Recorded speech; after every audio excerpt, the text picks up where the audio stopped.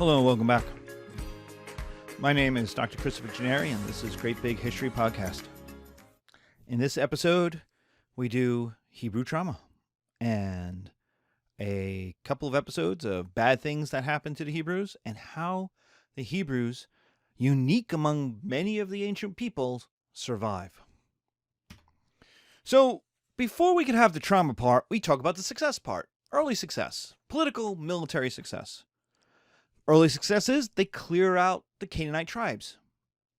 They conquer Canaan. By the time we get to David, he creates a kingdom. And this is, now we're starting to enter history. We're not quite there yet, but we're getting there. It's between 1000, the post-Bronze Age, collapse, about 1050 to 970. We get a kingdom called Israel. David's kingdom. In this, he builds Jerusalem as his capital. Now, why would you build Jerusalem? Why does that matter? Well, it's because, remember, you're Mesopotamian. You live in a world of giant Mesopotamian cities, and most importantly, you live in a world where there's Babylon. So if you want to be taken seriously, you've got to have a great city. Nobody without a great city is taken seriously in this world. It's like having skyscrapers. You're like, oh, we're rich and we're powerful. Oh, yeah? How many skyscrapers you have? None. Then nobody cares. I mean, we have 100-story buildings in the weirdest places in the world today. Why? Because these are people who want their cities to be taken seriously. And to be taken seriously, you need a 100-story building. The World Trade Center was taken down by terrorists. What did we do? What did New Yorkers do? Immediately, New Yorkers like, build it back. We're going to build something. And there were people who, with a straight face, said, just build the Twin Towers again. F those guys. Why? Why would you want to build two giant, ugly buildings? And I'm a New Yorker, and I've been in those buildings many a time. And there is, architecturally speaking, serious limitations on those buildings. I don't know about the new one. I haven't been to the new one. But to rebuild them completely the same is an act of we are stronger than you. It's simply an act of power. It has nothing to do with reality. And that's okay. Because the building itself, why was it attacked in the first place? Because the building itself is the sign that we are a great people. And so in a world of Babylon and Egypt, you have to build a great city. Now, the Egyptians don't have to. The Egyptians have pyramids and the Nile. And so when everyone goes, oh, you suck, Egypt, you don't have a giant Tower of Babel, the Egyptians are like, I don't need a Tower of Babel. Do you see that thing? You see that thing that's bigger than anything that exists in anything you've ever seen ever? That thing is 2,000 years old. Like, I don't know who you are, man, but you didn't exist when these things went up. Like, this is. I had a history professor who tried to put this in how important the pyramids are. He said, I am closer to having, in time, dinner with Cleopatra than Cleopatra was to the building of the pyramids. That's how old they are. So you needed something great. And Jerusalem is the Hebrew something great. It shows they're great people. It shows they're serious. It gets them at the big boys' table. They're at the end of the big boys' table, but they're at the big boys' table. They're not the Hittites and Babylon and but they're there. They're taken seriously. Well, Solomon, David's son, will become king, and he'll build the temple. The monotheistic temple. And what Solomon's temple shows is that the religion is the most important part of this culture. Because it's simple space. Inside the walls of Jerusalem, the temple will be 30% of the area. 1 out of every 3 square feet is to the temple. It's got the Holy of Holies. And the Holy of Holies is where the Ark of the Covenant will be. It's where God lives on earth. It's where Yahweh hangs out when he's on earth. No one's allowed in the Holy of Holies except the chief priest. And no one else was allowed. So he, in case God struck him down and murdered him, he had to tie a rope around his waist. So when he went into the Holy of Holies to talk with God, if he got struck down for being a jerk, the other priest could pull him out. And how many priests are there? Thousands of priests. And what are those thousands of priests doing? Priest stuff. They've got the laws down. They're doing the sacrifices. They're following the rules. And they're generating money. And they're spending money. Because they're rewriting the Talmud. They're rewriting the Torah. Which means they need ink and parchment. They need stuff. They need clothes. They need silks. They're constantly needing of stuff. They don't have silk yet. Silk is still in China. So everything is better. There's a giant temple generating money in the city. Because now there's the workmen in the city selling stuff to priests. So there's this giant economic engine going. Religion is the most important thing. Hallelujah. And there's a serious city. And the Hebrews, while small and poor, are a nice middle-sized power. There's people who are smaller and poorer than they are. In fact, the Hebrews beat them up and absorbed some of them. So everything's even better. And then Solomon dies. And he had like 56 kids. It's like, again, we're not quite in history yet. So like the number just makes no sense unless you know numerology. And he's got a lot of kids, and those kids do not get along with each other, which would make total sense if you had 56 of them. And what happens is Solomon's kingdom cracks in two. It breaks up after 930. And it splits into two kingdoms. Israel in the north. Now again, we are not talking modern Israel. You have to understand this. That's why I keep using the word Hebrew and not Jewish. We don't really have Jewish Jews yet. We're still Hebrews. So don't get angry at me. This is so old. The Torah really hasn't been written yet. The rules are down. Moses' laws are down. Like some of the Leviticus or Deuteronomy are being written. Job is down. But a lot of like the prophet stuff, the prophets haven't shown up yet. A lot of the stuff, Genesis hasn't been written yet. That stuff will come in the 500s. When the Torah and the Talmud are finally written down, standardized, and put together. So there's a lot of stories and there's some stuff being written down, but this is not yet your grandpapa's Judaism. So just don't get mad. So Israel, the kingdom of Israel, is richer. It's more urbanized. It's more populous. It's more sophisticated. And most importantly of all, it's more Mesopotamian. It's more tied to Phoenicia. It's more tied to trade. If you're on my video, if you're watching the video feed, you see the trade routes that come out of Babylon, out of Mesopotamia. They come through Jerusalem. They come through Israel, not Jerusalem. They come through Israel on their way to Egypt, on their way to the Red Sea. Israel is the cool cousin. Israel is hot stuff. Israel gets invited to the parties to play 7 minutes in heaven with whatever God shows up. Hey, in the dark, all gods are the same. Israel is much cooler than Judah. Judah is the kingdom of the south. Now, Judah has Jerusalem. That's important. It's the religious center. But that also tells you about Judah. It's more traditional. It's more religious. It's more conservative. It's more rural. It's less sophisticated. More superstitious. It's poorer. Half the territory is the Negev Desert. And so you have these two kingdoms that they fight from time to time. They're cousins. They fight, but they know, they're the same people. But one group is cool and one group is not. It's the movie, Paris Hilton's movie, The Hottie and the Naughty. It's you. I'm sure you have an uncool cousin who your mama tells you have to hang out with sometimes. You have to take to, cool places. Because you're obviously the cool cousin, right? And this is fine. This is fine.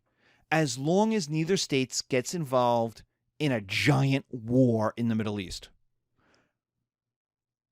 Well, guess what happens? In 725, Israel joins Babylon against Assyria.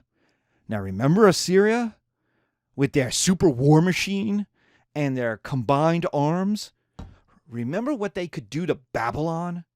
They'll conquer Egypt. What are they going to do to Israel? And so what happens is Israel gets involved in a war between Babylon and Assyria. They're on Babylon's side because Babylon makes the compelling argument. If we don't defeat the Assyrians, they're going to conquer us all. So let's all gang up together. And Babylon's awesome, right? They're rich, they're cool, they got cool gods, right? The Israelite people, kind of, they're Mesopotamian, they're kind of cool with that. They hang out with Mesopotamian gods, They're polycurious.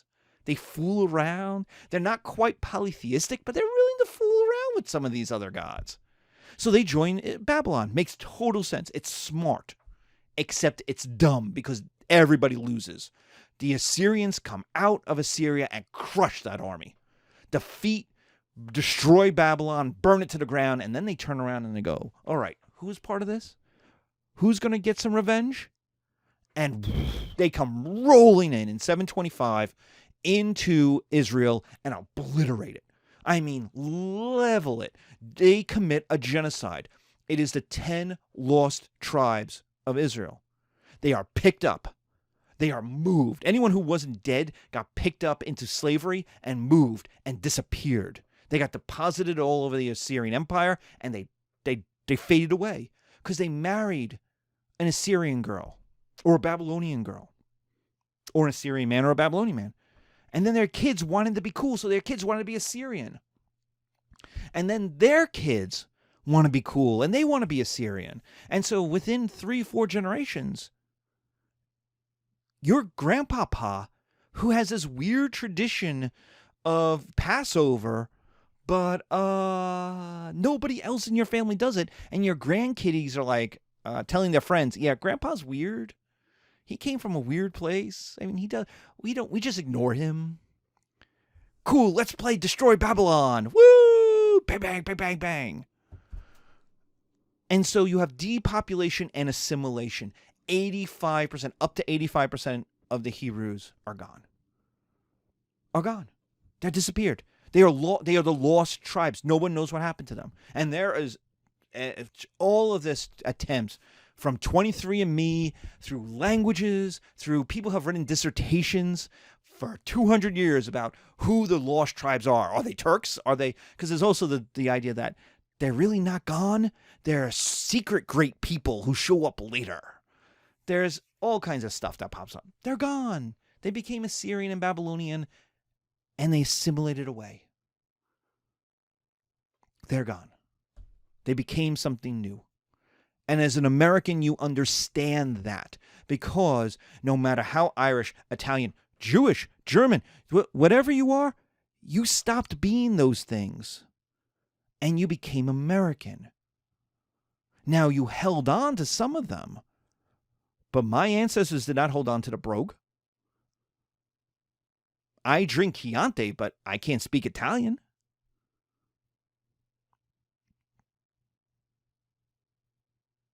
I know to eat a better red sauce than ragu, but my red sauce isn't much better than ragu. It's hardly my grandmother's ragu. She didn't made ragu, she made it herself. Took her 3 days to make it. The idea is we assimilated as Americans, we came from somewhere else, and we assimilated and we became something new through marriage and through life and through friendships and through culture. That's what happened. They stopped being Hebrew, and they're gone, which is a trauma to Judah. Judah's sitting there going, oh my God, Yahweh, WTF.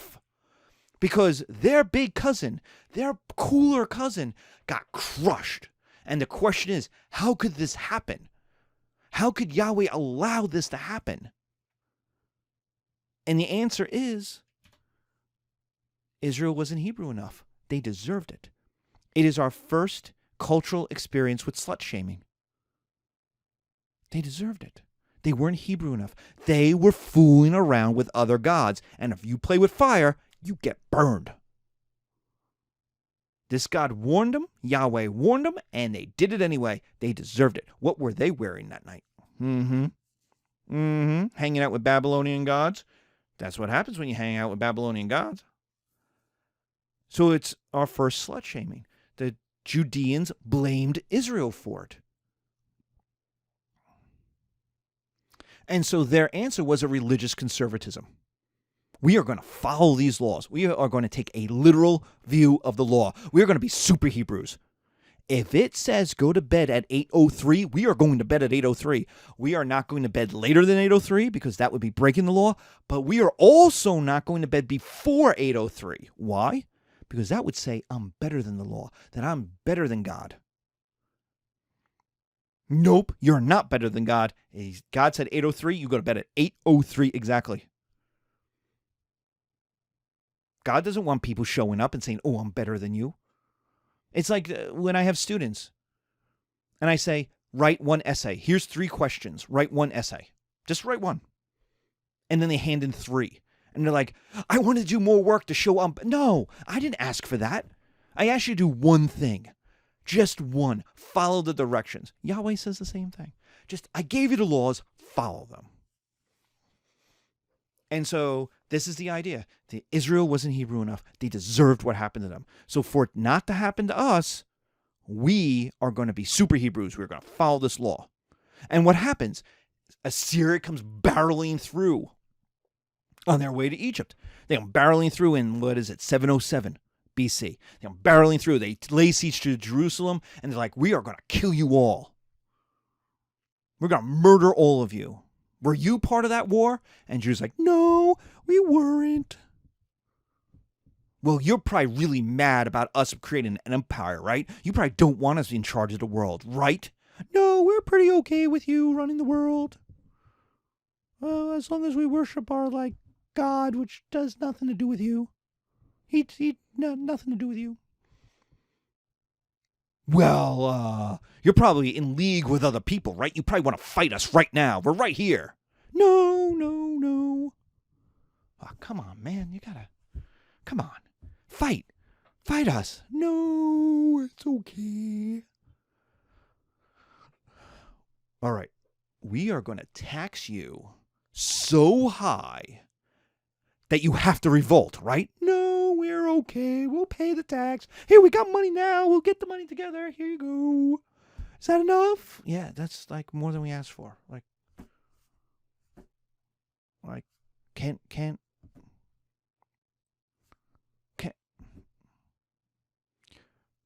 You better not make us come back. Oh, we won't. We're cool. You run the world. You go right ahead. And the Assyrians go away. Now, there's a nice little, there's 3 versions of this story in the Old Testament, and they're each and God brought down a wrath on the army of the Assyrians. And no, in the end, they pay the Assyrians to go away. Even in the stories, they pay the Assyrians to go away. Dude, if God is wrathful on your army, you don't pay them to go away. So it's nice that they inserted that part, but that part is in brackets. They paid the Assyrians to go away because they said to the Assyrians, we'll pay you what you want and we won't revolt. And the Assyrians were like, we totally want to kill you. Why won't you let us kill you? All right, fine. Pay taxes. And so the idea is nothing bad should ever happen again. Israel's gone. And Judah is following the laws as well as you can possibly follow the laws. They're following them all. Even the ones that are contradictory to the other ones, they're following both of them at the same time. So the ones that say you shouldn't cut your hair and cut your hair, both. They got them down pat. I don't know how it works, but they're following the laws. Nothing bad should ever happen again. So guess what happens? Something bad happens in 585. Now remember, in 612, the Assyrians are destroyed. And the next 75 years into the 530s is war in the Middle East. Babylon versus Egypt. Egypt versus Lydia. Lydia versus the Medes. The Medes versus Babylon. Everybody's fighting each other. Bum, bum, bum, bum, bum, bum, bum. And remember, Judah's not involved in this. That's crazy talk. These people are way bigger than... Even Lydia in Asia Minor, who's the successor to the Hittites, is tiny compared to the Medes and the Babylonians and the Egyptians. And they're stronger than the Hebrews. Way stronger than the Hebrews. They invent money and have the best cavalry in the whole wide world. So they conquered the Greeks, for God's sakes. So the Lydians are like... And they're the smallest of the big four. So the Judeans are like, dude, we're staying out of this. But here's the problem with being neutral. Being neutral is not neutral, because where the Judeans are is on their way to Egypt, or on the way for Egypt on its way to Babylon. So what the Babylonians do, what Nebuchadnezzar does, is wants to invade Egypt, so it comes rolling into Jerusalem. And he obliterates Jerusalem. He tears down the city because he doesn't want the Egyptians to have it. Tears down the city, picks up the Hebrews, moves them to Babylon. He needs the labor anyway. And this is a trauma. This is a trauma. How could this happen? How could this happen? We followed the laws. We were being good Hebrews. Yahweh is supposed to protect us. And so one answer is fork Yahweh. He's weak. The Babylonian gods are obviously stronger. Now, how can you say that? Well, you say that because the proof is in the pudding. The job of every god, and we haven't talked about this because we're not a religious course, but the job of every god is to protect their people. That's job number one. Like, if you can't do that, people change to other gods. It's that simple. Job number one is you protect your homeboys. If Egyptian gods can't protect Egyptians, what use are they?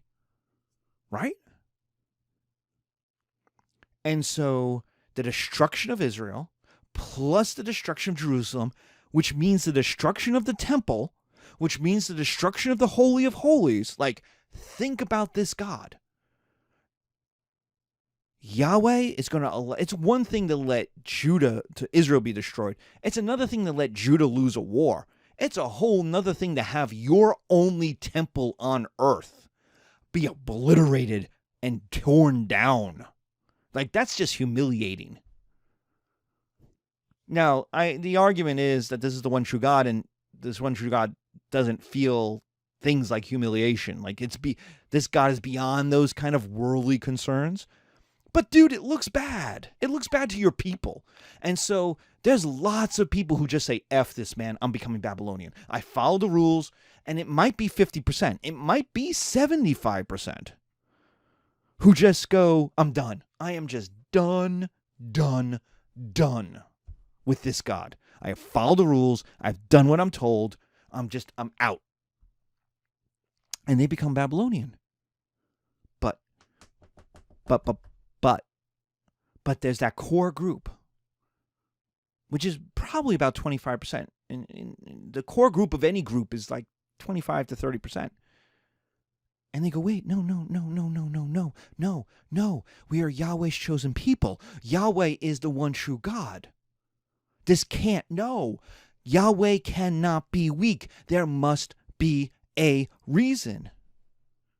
And these are people who are looking for through this trauma, trying to figure out why. Why are they slaves in Babylon? And now we're in history. Like, David is myth. The I don't know which one is, I think myth, legend. Yeah.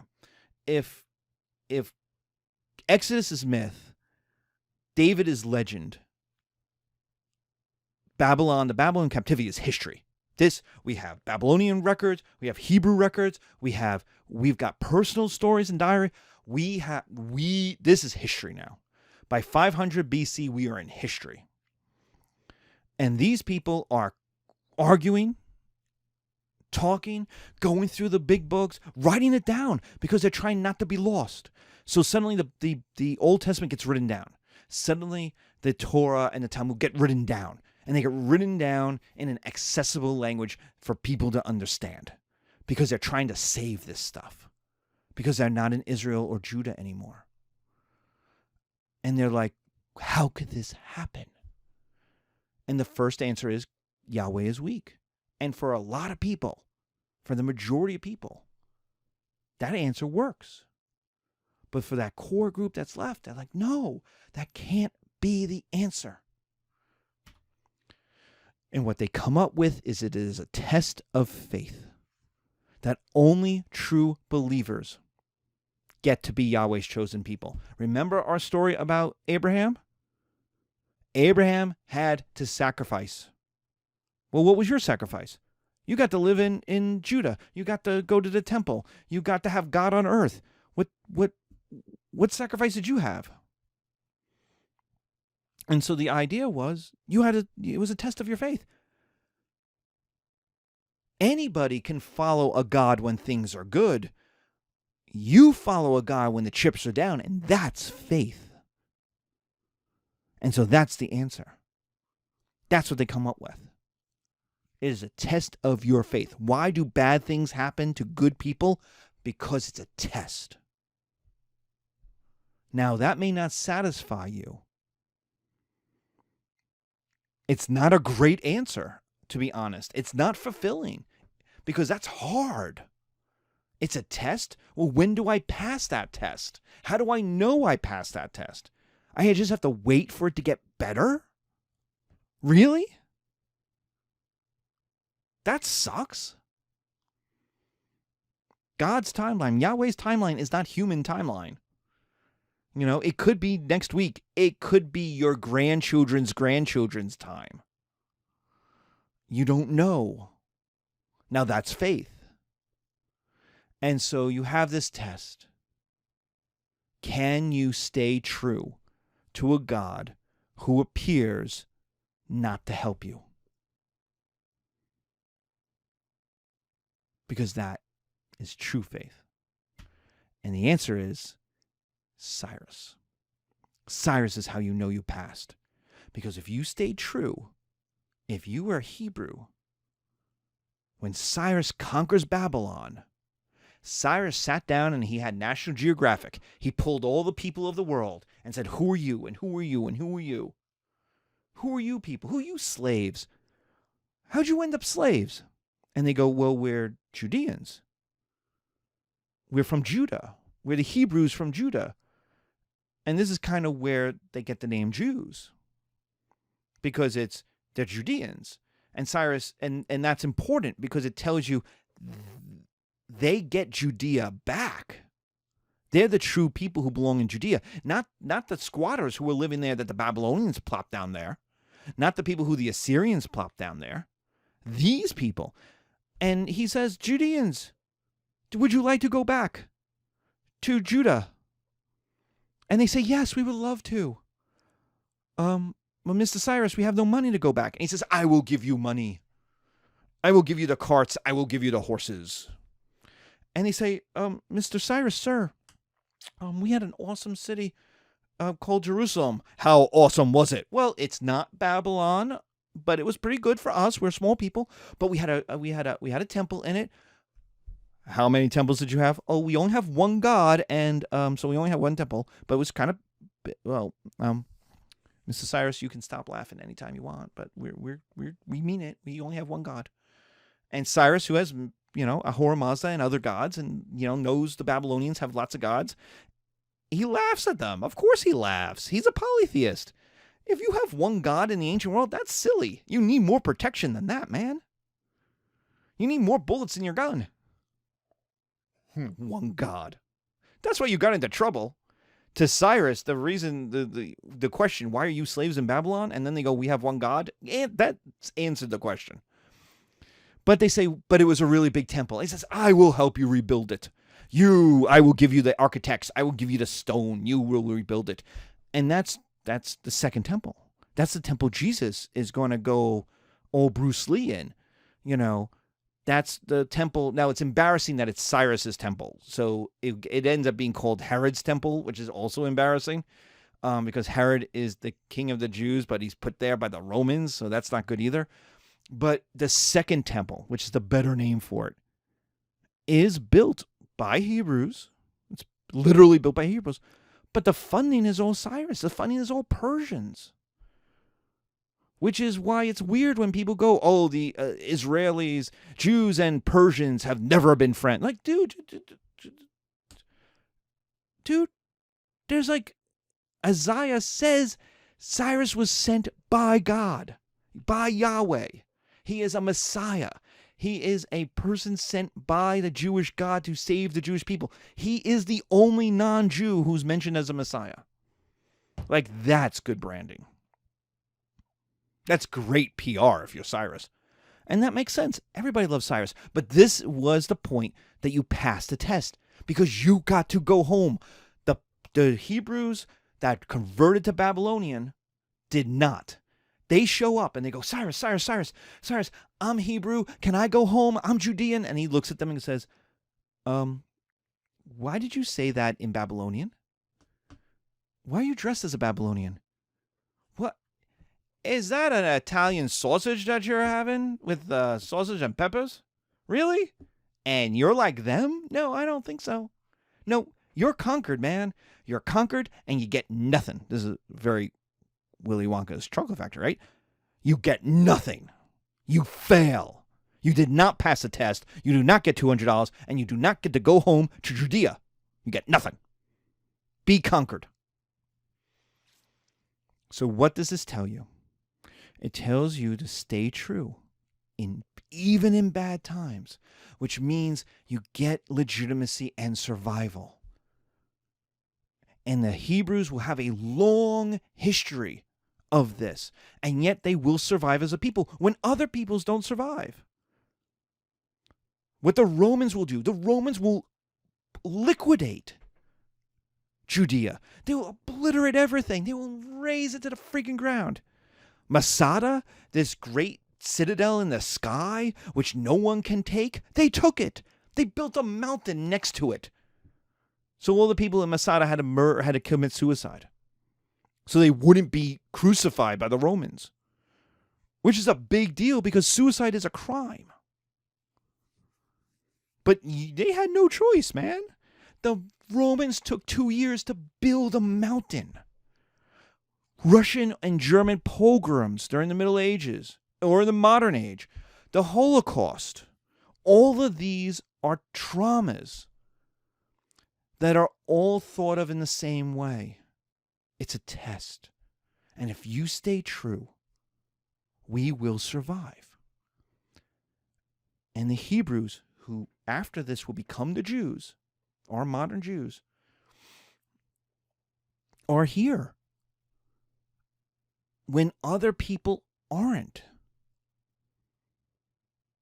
The Babylonians aren't.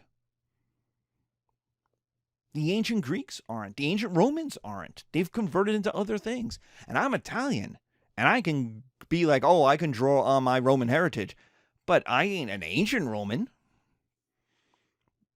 I'm a modern Italian. They changed as time went on. And Jews will change too and become modernized. But that the religion survives, that the people survive, when they have no business in the ancient world surviving. When people way bigger, stronger, richer than them, the Hittites, the Lydians, disappear. The Phrygians, they disappear. This is the strength. This right here, this test of faith is what allows Hebrews to survive all of the terrible things that this class, History 101 and 102, will throw at them. And that is something worth being impressed by. They found the thing that allowed them to survive, even when their cousins, their compatriots, couldn't. And so, all right, that is the end of test 1 material. That is the end of part 1 of our class. Some of these big stories, these great stories. So, be safe. Good luck. We start the Greeks next. That's part 2. That's after the test. It's going to be awesome. We start the ancient Greeks. Alexander, who's Macedonian, but Aristotle and Plato. It'll be great. So be safe, and I'll see you soon.